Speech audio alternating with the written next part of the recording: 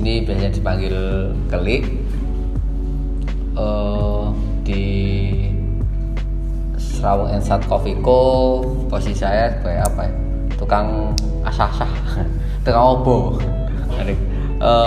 Ya sebagai founder, co-owner, terus di jajaran manajerialnya sebagai managing director Serawung Ensat Coffee Co.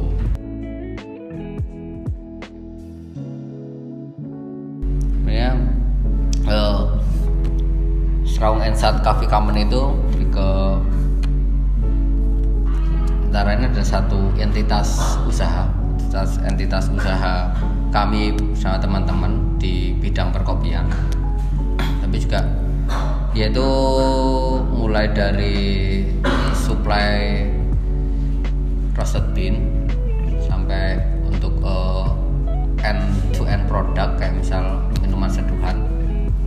Terus kalau segmentasinya mulai dari bisnis to bisnis, juga bisnis end user, ya dengan jangkauan produk itu ya produk and service. Tapi enggak juga sih harapannya juga tahun ini pun akan berkembang lebih dari itu.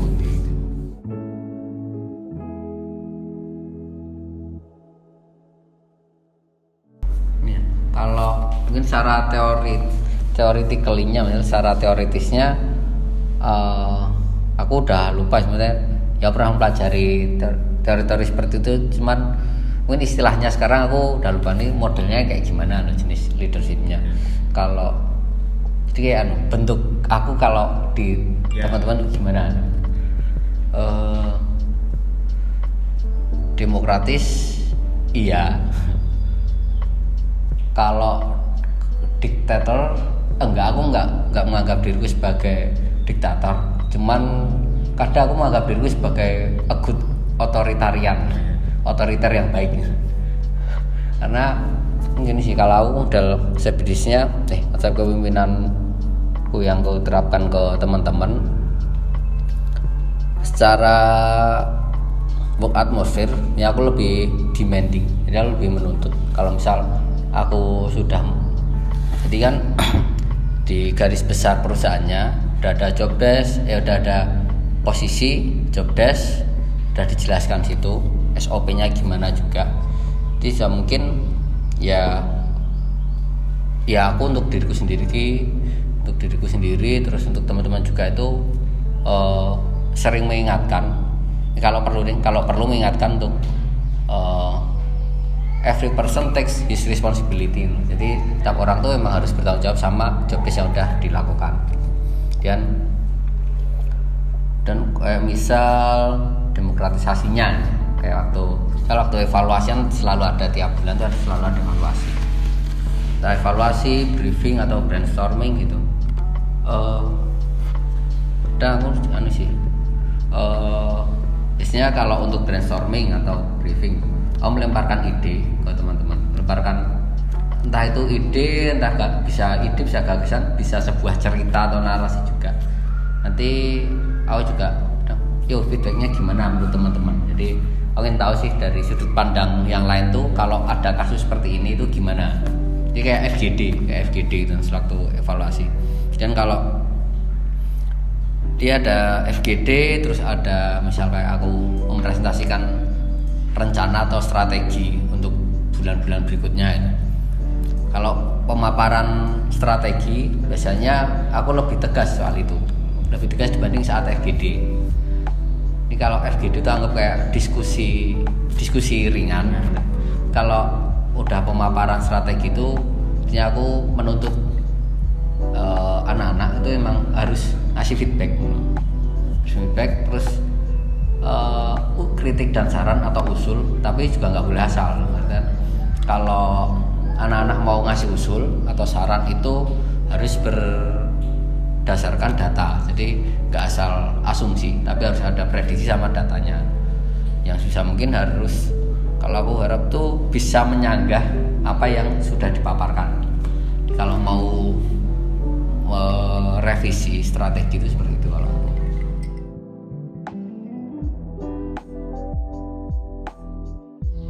tips dan nek saranku anu sih rasa dolanan kopi. Suwe mending liyane deh. Apa ya tips dan triknya ya? Dari dulu sini aku ya selalu prinsip ideologi way of life ku jalan ninja kuwi dua pertama.